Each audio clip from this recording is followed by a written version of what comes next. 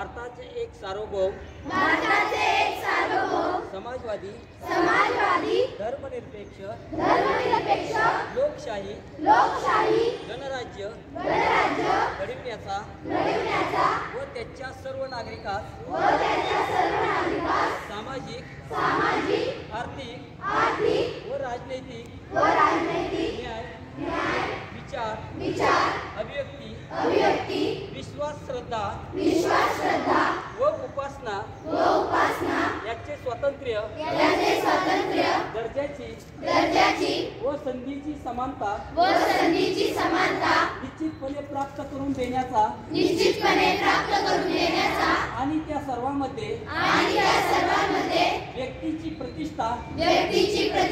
व राष्ट्राची एकता आणि एकात्मता यांचे आश्वासन देण्याची बंधुता प्रवर्तित करण्याचा संकल्पपूर्वक विचार करून आमच्या संविधान सभेत आज दिनांक 26 नोव्हेंबर